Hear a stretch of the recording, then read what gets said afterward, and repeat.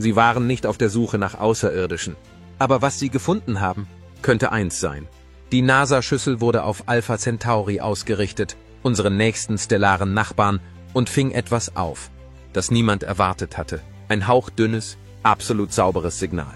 Kein Rauschen, keine Sterneneruption, ein Flüstern, wie eine Maschine, die durch die Leere ruft. Aber das ist nicht der schockierende Teil. Die Filmemacher behaupten nun, dass 5 weitere Signale in denselben Daten versteckt sind. Und eines davon könnte kein Fehler sein. Handelt es sich wirklich um einen Erstkontakt? Sind wir der Lösung der Frage nach den Außerirdischen näher gekommen? Begleiten Sie uns auf unserer heutigen Reise, um es herauszufinden. Ein seltsames Signal, ein einfacher Start. Im Jahr 2019 reckt sich unter dem brennenden roten Staub des australischen Hinterlandes ein riesiges weißes Ohr in den Himmel. Es lauschte nicht auf Donner oder Wind, nicht auf das Geschnatter von Satelliten oder das Rauschen alter Radios. Nein, das Parkes Radioteleskop hatte eine weitaus seltsamere Mission. Es lauschte auf ein Flüstern aus dem Nichts. Dieses Mal richtete sich der Blick auf Proxima Centauri, den der Erde am nächsten gelegenen Stern jenseits unserer Sonne, nur 4,2 Lichtjahre entfernt.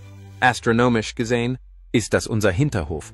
Was dann folgte, sollte die Fantasie von Wissenschaftlern, Skeptikern und Träumern gleichermaßen beflügeln, und es begann nicht mit einem Brüllen, sondern mit einem leisen, schmalen Brummen, das nicht dazugehörte. Das Team war nicht auf der Jagd nach Außerirdischen. Sie untersuchten Sterneruptionen, helle, heftige Blitze von roten Zwergsternen wie Proxima Centauri. Rote Zwerge sind notorisch flüchtig und bombardieren nahe gelegene Planeten mit Strahlungsstürmen, die jede Chance auf Leben zerstören könnten. Doch dieselben Sterne beherbergen auch felsige Planeten, darunter Proxima Centauri b, eine Welt, die genau in der bewohnbaren Zone kreist. Während die Wissenschaftler also nach stellarem Chaos Ausschau hielten, entdeckten sie etwas anderes. Ein Flüstern bei 982.002 mHz. Eine Frequenz, bei der die Natur ruhig bleibt und das Geplapper der Erde nicht zu hören ist. Das Signal war kein zufälliges Rauschen. Es war schmal und fokussiert wie ein Pfeifen, das einen überfüllten Raum durchdringt. Und jetzt wird es seltsam. Als das Teleskop von Proxima wegschaute, verschwand das Signal. Es hat sich nicht nach den Geräten gerichtet. Es war keine interne Störung. Sie war da draußen. Es klebte an dem Stern. Diese Art von Signal war noch nie zuvor gesehen worden. Zumindest nicht eines, das so viele frühe Tests bestanden hatte. Es passte zu keinem bekannten Satelliten oder erdgebundenen Sender. Und für einen verlockenden Moment gaben ihm die Wissenschaftler einen Namen. Breakthrough Listen Candidate 1. BLC 1. Ein mögliches Leuchtfeuer. Vielleicht mit Zähnen. Seit über 6 Jahrzehnten durchkämmt die Suche nach außerirdischer Intelligenz, SETI, den Kosmos nach etwas wie diesem. Nicht das laute, offensichtliche Geräusch von explodierenden Sternen oder sich bildenden Planeten, sondern das subtile, fast mathematische Brummen von Maschinen. Nicht Natur, sondern Absicht. Die meisten Kandidaten wurden in der Vergangenheit schnell entlarvt. Pulsare ließen Astronomen einst glauben, sie hätten außerirdische Signale gefunden, bis sie feststellten, dass es sich nur um schnell rotierende Neutronensterne handelte. Ein anderes Mal war es das irdische Hintergrundrauschen von Mobilfunkmasten, Radar, sogar von einem Mikrowellenherd. Aber BLC-1 verhielt sich nicht wie diese Fehlalarme. Er hatte Struktur. Es zeigte eine Doppler-Drift, eine subtile Frequenzverschiebung, die auf eine Bewegung hindeutet, so wie ein Automotor die Tonhöhe ändert, wenn er vorbeifährt. Das bedeutete, dass es sich um einen Emitter in Bewegung handeln könnte, der einen Planeten umkreist oder sich durch den Raum bewegt. Kein perfektes Zeichen für Intelligenz, aber auch nicht einfach abzutun. Das machte die Wissenschaftler nervös, aufgeregt und vorsichtig, alles auf einmal. Sie haben alles kontrolliert. Flugzeuge, Sendenlagen, Satelliten, Bodenrauschen. Nichts stimmte überein. Und das machte es gefährlich, denn nun verlangte es nach einer Erklärung. Was, wenn es echt war? Was, wenn es ein zufälliger Blick auf etwas Riesiges und Unsichtbares war, eine Übertragung, die nicht auf uns gerichtet war, sondern von einer Maschine, die wir nicht gebaut haben, durch den Kosmostrieb? Die Wissenschaft bewegt sich natürlich langsam. Spekulationen sind leicht, Beweise sind schwer. Das Team drehte Parkes wieder in Richtung Proxima, wieder und wieder. Aber das Signal kehrte nie zurück. Kein Echo, keine Wiederholung. Und ohne das schwindet die Gewissheit. In der Welt der Radioastronomie ist ein Signal, das sich nicht wiederholt. Ein Geist. Faszinierend. Aber letztlich unbeweisbar. Doch damit war die Geschichte noch nicht zu Ende. Während das offizielle Papier auf eine Interferenz hindeutete, wahrscheinlich, verursacht durch zwei sich überlagernde erdgebundene Quellen, ließ die Begeisterung nie ganz nach. Ein Filmemacher namens Simon Holland meldete sich zu Wort und behauptete, dass in denselben Daten von 2019 5 weitere Signale gefunden worden seien. Sauber, strukturiert, maschinenähnlich. Könnte es sein, dass BLC-1 nur eines in einer Reihe von seltsamen Flüstern war? Fragmente einer größeren Botschaft? Teile einer außerirdischen Sendung, die durch unsere Filter geschlüpft ist? Simon glaubte, dass diese Signale nicht von einem neuen Ort, sondern aus denselben Dateien stammten. Übersehene Echos, die sich im Verborgenen abspielen. Er behauptete, dass Insider immer noch hinter den Kulissen arbeiteten, nicht bereit, an die Öffentlichkeit zu gehen, aber nahe dran. Wenn das stimmte, bedeutete das, dass wir nicht nur ein Signal gehört hatten, wir hatten mehrere verpasst. Könnte es sich um ein Muster handeln, eine Sprache? Oder waren es einfach nur weitere Geister, weitere Tricks der Maschine? Die Debatte entbrannte. Einige Experten taten die Behauptungen des Filmemachers als Übertreibung ab. Andere hörten stillschweigend zu. Denn auch wenn die Daten nicht auf Außerirdische hindeuteten, so wiesen sie doch auf etwas Entscheidendes hin. Unsere Methoden entwickeln sich weiter. Unsere Instrumente werden schärfer. Zum ersten Mal könnten unsere Ohren empfindlich genug sein, um auch das leiseste Klopfen an unserer kosmischen Tür zu hören. Darüber hinaus bleibt Proxima Centauri mit seinem Planeten in der bewohnbaren Zone und seiner Nähe zur Erde eines der interessantesten Ziele am Himmel. Und auch andere Instrumente beteiligen sich an der Suche. Die Meerkat-Anlage in Südafrika, das Green Bank Telescope in den US, künftige Missionen wie das Tolliman der NASA oder das European Extremely Large Teleskope in Chile versprechen noch mehr Leistung für die Erforschung ferner Welten. Einige Initiativen hoffen sogar, Miniatur-Lichtsegelsonden in Richtung Alpha Centauri zu starten und das System in wenigen Jahrzehnten zu erreichen. Die Wahrheit ist, dass wir an der Schwelle eines Wandels stehen. Die Vorstellung, dass die Erde vielleicht nicht der einzige Ort ist, an dem Maschinen träumen und senden, ist nicht länger ein Hirngespinst. Ob BLC-1 nun real war oder nur der letzte Fehlalarm. Es hat uns verändert. Sie erinnerte uns daran, dass die Grenze zwischen Lärm und Botschaft dünner ist, als wir dachten. Dass das erste echte Signal vielleicht nicht laut oder dramatisch ist, es könnte ein Flüstern sein. Eines, das wir fast nicht gehört hätten. Also lauschen wir weiter. Denn der Himmel ist immer noch voller Geheimnisse. Und vielleicht, nur vielleicht, versucht eines von ihnen, Hallo zu sagen. Risse in der Geschichte. Sie öffneten die Daten weiter, sahen genauer hin. Und was sie fanden, begann die Geschichte zu verändern. Sie sahen andere Signale, kleine Signale. Signale mit Formen und Mustern wie BLC-1. Sie stammten nicht von Proxima. Sie waren von der Erde.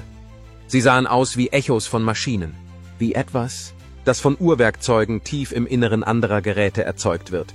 Maschinen, die wir jeden Tag benutzen. Geräte, die summen und ticken und ihre eigenen Signale aussenden. Manchmal, ohne dass wir es überhaupt bemerken. Das waren schlechte Nachrichten für BLC-1. Das bedeutete, dass es vielleicht gar nicht aus dem Weltraum stammte. Es könnte eine Kopie sein. Ein Nebengeräusch.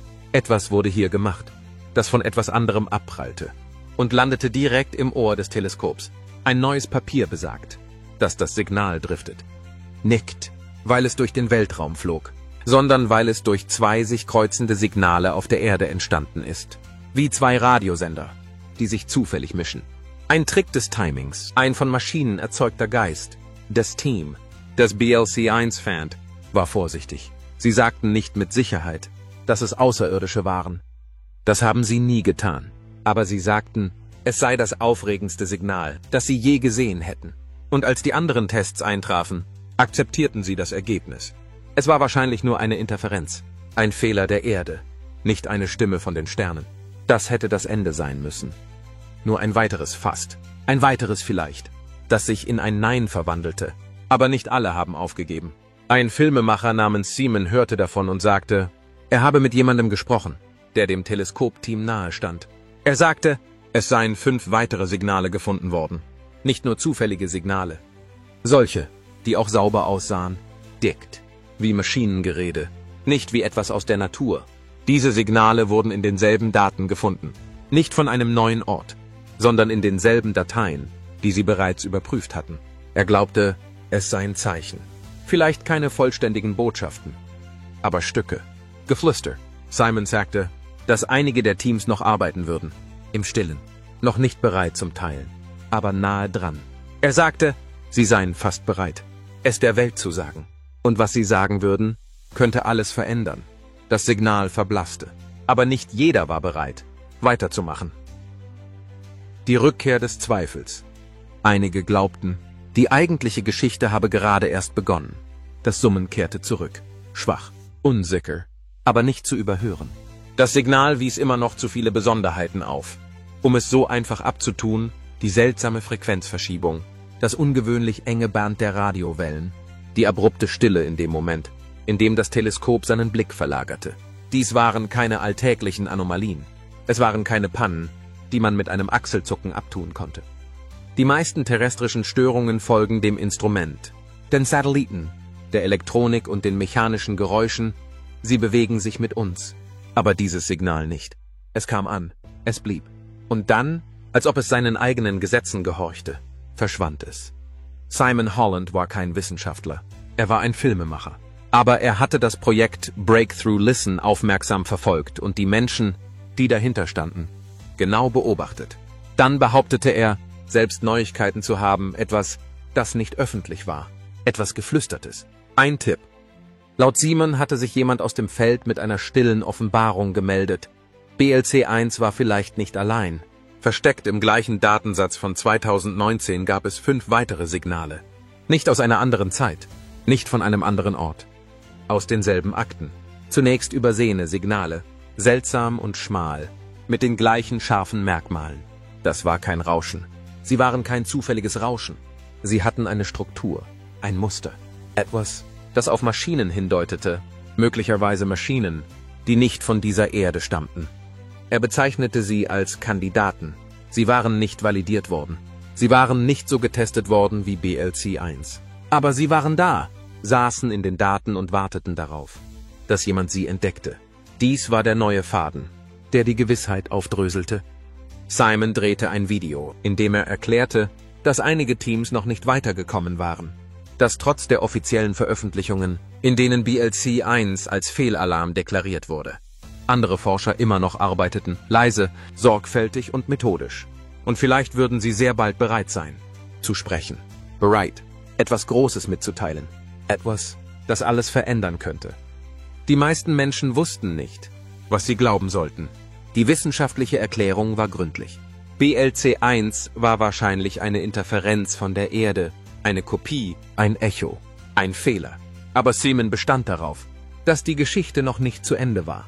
Und irgendwie entfachte diese einzige Weigerung die Flamme neu. Die Fragen kehrten allmählich zurück. Was, wenn BLC-1 real war? Was, wenn die wissenschaftlichen Veröffentlichungen etwas übersehen hatten? Was, wenn mitten in unserem eigenen Lärm etwas versucht hatte, uns zu erreichen, und wir nicht genau genug zugehört hatten? Proxima und der Kreis der Möglichkeiten. Zurück beim Abhörteam für den Durchbruch waren die Wissenschaftler vorsichtig. Sie hatten die 5 neuen Signale, von denen Simon sprach, nicht gesehen, zumindest noch nicht. Aber in einer Sache waren sie sich einig. Die Suche sollte fortgesetzt werden. Nicht nur wegen BLC-1, sondern weil der Himmel groß ist und seltsame Dinge passieren. Sie richteten die Schüssel des Parks weiterhin auf die Sterne aus. Sie führten mehr Kontrollen durch. Sie änderten die verwendeten Instrumente.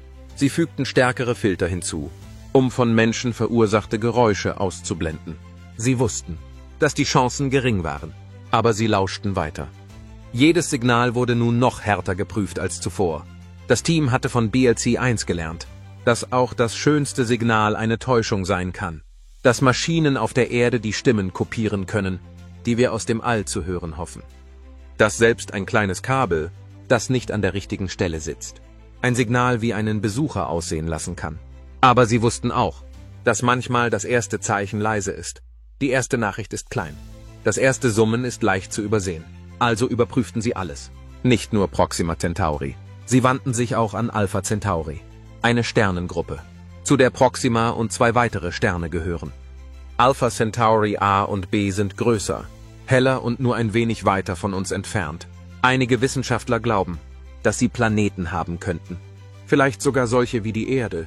Wenn ein Signal von Proxima kam, könnte es auch von einem anderen Ort in diesem System stammen. Die Schüssel des Parks deckt einen weiten Himmel ab. Der Strahl, den es verwendet, ist kein Laser. Er ist eher mit einer Taschenlampe vergleichbar. Es hört den Schall in einem Kreis, nicht in einer Linie. BLC-1 könnte also von einem anderen Ort in diesem Kreis stammen. Vielleicht gar nicht von Proxima. Das hielt die Fragen am Leben. Kam es von einem Planeten? Von einem Satelliten, den wir verpasst hatten? Oder war es etwas Älteres? Kelterus, das mit einem noch laufenden Signal durch die Dunkelheit trieb? Eines war sicher. Die Galaxie ist laut. Unsere eigene Erde ist voller Signale. GPS, Funk, Wi-Fi, Satelliten, Weather Machine, militärische Systeme und vieles mehr. Sie alle summen und piepen und senden Wellen aus. Den Weltraum von der Erde zu unterscheiden ist, als würde man in einem Raum voller Ventilatoren und Motoren auf ein einzelnes Pfeifen hören. Die Wissenschaftler haben es wieder und wieder gesagt.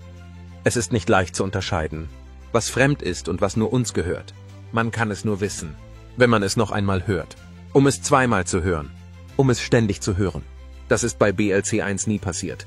Aber das Team hat nicht aufgehört. Sie bauten bessere Modelle. Sie untersuchten, wie die Maschinen der Erde driften und sich vermischen.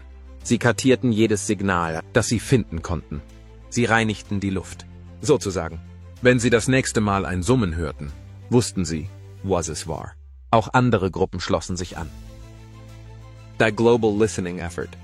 Neue Teleskope, neue Teams, einige in den USA, einige in Europa, einige in Südamerika. Sie alle wollten beim nächsten großen Signal dabei sein. Denn auch wenn BLC-1 ein Fehlstart war, hat es doch gezeigt, wie nah wir dran waren, wie bereit wir sind. BLC-1 war vielleicht keine Botschaft, aber es war eine Lektion. Eine Erinnerung daran, dass sich in den Daten seltsame Dinge verbergen, dass der Weltraum weit ist und voller Überraschungen steckt und dass das nächste Signal jederzeit kommen kann.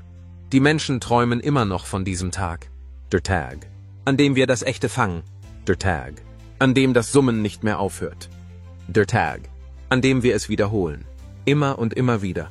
Nicht Lärm, nicht Erde, nicht ein Trick, sondern ein Muster, ein Ruf, ein Zeichen, dass jemand da draußen ist. Beobachtet, wartet, vielleicht sogar versucht, Hallo zu sagen. Trotz der Stille wurde die Suche immer größer. Denn irgendetwas an diesem ersten Signal zerrte immer noch an den Grenzen des Glaubens. Ein ruhiger Himmel, eine lautere Zukunft. Im Laufe der Monate verblasste der Rummel in den Schlagzeilen. BLC-1 wurde nur noch ein weiterer Name in der langen Liste der möglichen Signale. Die meisten Wissenschaftler hatten sich weiterentwickelt. Nicht, weil sie aufgehört haben zu glauben, sondern weil der Glaube nicht ausreicht. Die Wissenschaft muss wiederholt werden. Sie braucht Daten. Sie braucht Antworten, die wieder und wieder gelten. Trotzdem blieb Proxima Centauri auf der Beobachtungsliste. Er ist zu nah, um ihn zu ignorieren. Etwas mehr als 4 Lichtjahre entfernt. Das ist ein kurzer Spaziergang auf der Weltraumkarte. Und er hat Planeten. Mindestens 2. Einer von ihnen, Proxima Centauri b, hat die Größe der Erde. Er befindet sich in der bewohnbaren Zone. Nicht perfekt, aber möglich. Außer der Stern flammt auf und er flackert stark. Studien des ALMA-Teleskops zeigen, dass Proxima Centauri seine Planeten mit Strahlungsstürmen beschießt. Genug, um Atmosphären abzutragen. Genug, um die Bewohnbarkeit mit einem großen Fragezeichen zu versehen. Trotzdem beobachteten die Astronomen weiter. Nicht jeden Tag, aber oft. Die Teleskope wechselten sich ab. Einige suchten nach Licht, andere lauschten auf das Flüstern. Erdmännchen in Südafrika schlossen sich dem Breakthrough Listen Project an. 64 Gerichte, schärfere Ohren, schärferer Fokus. Sie zielten auf nahegelegene Sterne, darunter das Alpha Centauri-System. Sie lauschten auf alles Seltsame, alles, was mehr als nur Rauschen sein könnte. Zurück in den USA blieb das Green Bank-Teleskop im Spiel. Es ist eine der größten lenkbaren Antennen der Welt. Es kann starren, ohne zu blinzeln. Als die Suche nach Antworten immer komplexer wurde, standen nicht mehr die Teleskope oder Antennen im Mittelpunkt, sondern die Software. Teams von Ingenieuren begannen, Algorithmen zu trainieren, nicht um die lautesten Stimmen im kosmischen Lärm zu finden, sondern um das leiseste Flüstern zu hören.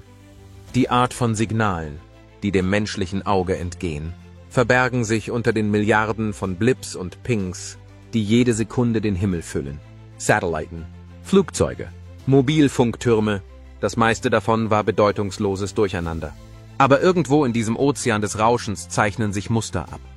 Schwache, schmalbandige Übertragungen, die gerade so weit schwebten, dass sie unnatürlich wirkten. Gerade so weit, dass sie bemerkt wurden. Diese Signale schrien nicht, sie deuteten an. Und als der Algorithmus sie markierte, ging der Staffelstab wieder in menschliche Hände über. Die Analysten tauchten ein, verglichen Frequenzen, analysierten Wellenformen und suchten nach allem, was sich nicht durch Wetterballons oder drahtlose Router erklären ließ. Die meisten Signale verschwanden bei genauerer Betrachtung. Einige hielten sich länger als andere. Einige wenige ließen die Wissenschaftler innehalten, aber keine hinterließ eine Spur wie BLC1. Doch selbst die falschen Hinweise waren nicht umsonst. Aus jeder Anomalie konnte man etwas Neues lernen, wie man schneller sortiert, wie man bessere Filter baut, wie man den Unterschied zwischen Maschinengeplapper und etwas wirklich Unbekanntem erkennt. Jeder Fehler, jede Fehlzündung, jedes Aufflackern falscher Hoffnung war nicht nur eine Sackgasse, es war eine Lektion. Denn bei dieser Suche bringt uns jedes falsche Signal einen kleinen Schritt näher an das, was vielleicht doch richtig ist. Warten auf den Biss. Sie haben recht und vielen Dank für die Klarstellung. Hier ist Ihre umgeschriebene englische Version. Jetzt glatt, einnehmend und konzentriert. Keine abgehackten Sätze. Keine unnötigen Tangenten. SETI ist ein Geduldsspiel, wie blindes Fischen in einem Meer von Echos. Man wirft sein Netz aus. Wartet. Und die meiste Zeit ist es statisch und enttäuscht. Aber vielleicht, nur vielleicht, beißt eines Tages etwas an. Und wenn es das tut, ändert sich alles. Manche glauben, dass das erste echte Signal einfach sein wird. Ein Puls, ein Ping, eine Welle, die sich wiederholt. Beweis für eine Maschine, ein Beweis für eine Absicht. Nur ein Flüstern aus weiter Ferne. Andere stellen sich etwas Komplexeres vor. Ein Lied, einen Code, eine dicht gepackte Botschaft, deren Entschlüsselung Jahre dauern könnte. Aber für den Moment ist das Ziel bescheiden, zweimal hören. Von der gleichen Stelle aus. Aus diesem Grund bleibt Proxima Centauri im Fadenkreuz. BLC1 mag nicht real gewesen sein, aber es hat gezeigt, wie nah wir dran sind, wie scharf unsere Ohren geworden sind, und es hat die Suche angeheizt. Und wenn wir ihn nicht hören können, gehen wir vielleicht zu ihm. Alpha Centauri, unser nächster stellarer Nachbar, wird nicht nur belauscht, sondern auch anvisiert. Das Unternehmen Breakthrough Starshot, das von Namen wie Yuri Milner und Stephen Hawking unterstützt wird, baut bereits grammgroße Sonden, die mit 20% der Lichtgeschwindigkeit auf Lichtstrahlen treffen. Das ist keine Science Fiction. Das passiert schon. Ankunft in 20 bis 30 Jahren. Ein anderes Projekt, das Sunbeam-Projekt, will schwerere Sonden, etwa 1000 Kilogramm, mit Hilfe von Elektronenstrahlen starten. Langsamer. Ja, aber mit größerer Kapazität. Sie könnten Alpha Centauri in 40 Jahren erreichen. Immer noch in Reichweite eines Menschenlebens. Inzwischen werden die Augen der Erde immer schärfer. Das im Bau befindliche Extremely Large Telescope in Chile wird bald so leistungsfähig sein, dass es die Atmosphären ferner Welten durchleuchten und nach Biosignaturen, Anzeichen von Leben, suchen kann. Und zwar innerhalb des nächsten Jahrzehnts. Und im Jahr 2026 wird die Toliman-Mission ein Weltraumteleskop starten, das direkt auf Alpha Centauri gerichtet ist. Denn wenn das Signal echt war, wenn es wirklich von dort kam, hören wir nicht mehr nur zu. Wir bereiten uns darauf vor, zu antworten. Zuhören aus dem Weltraum und vom Mond.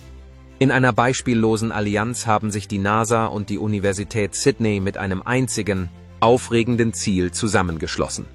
Mehr Planeten zu entdecken, mehr Chancen auf Leben, mehr kosmische Türen. Aber das Geheimnis wird noch größer. Einige Wissenschaftler glauben, dass Alpha Centauri uns bereits Fragmente von sich selbst schickt. Interstellare Besucher, winzige, uralter Reisende, die leise von diesem Sternensystem in unser driften. Man schätzt, dass sich derzeit über 1 Million dieser Objekte in den riesigen eisigen Schatten der Oortschen Wolke verstecken könnten. Und diese Zahl könnte in den nächsten 28.000 Jahren stetig wachsen. All diese Punkte weisen auf eine unbestreitbare Wahrheit hin. Alpha Centauri ist nicht nur nahe, sondern auch laut. Nicht mit Klang, sondern mit Potenzial. Die Zahl der Missionen steigt. Die NASA entwickelt schärfere Instrumente. Private Unternehmen drängen in den Weltraum. Satelliten werden so ausgerüstet, dass sie vom Orbit aus zuhören können, weit weg vom statischen Lärm der Erde. Sogar Weltraumsonden könnten bald Ohren haben, die auf das Flüstern beim Vorbeiflug an fernen Sonnen eingestellt sind. Und der Mond? Er könnte der ultimative Horchposten werden. Keine Luft, kein Lärm, nur eine unberührte, gefrorene Stille. Perfekt, um die schwächsten Signale aufzuspüren, die unser Heimatplanet nie hören könnte. Aber wenn wir endlich etwas Reales hören, ein Signal, das wir nicht erklären können, dann wird dieser Moment weit über die Wissenschaft hinausgehen. Es wird nicht nur ändern, was wir wissen. Er wird verändern, wer wir sind. Denn beim Empfang einer Nachricht aus einer anderen Welt geht es nicht nur um Technologie, sondern auch um Identität. Es sagt, dass wir nicht allein sind, dass irgendwo auf der anderen Seite des schwarzen Sternenmeeres jemand eine Maschine gebaut hat, sie in den Himmel gerichtet hat und gewartet hat. Was, wenn das Signal kommt und wir es verpassen? Sagen Sie uns, was würden Sie tun, wenn Sie die Stimme einer anderen Zivilisation hören? Schreiben Sie Ihre kühnsten Theorien in die Kommentare.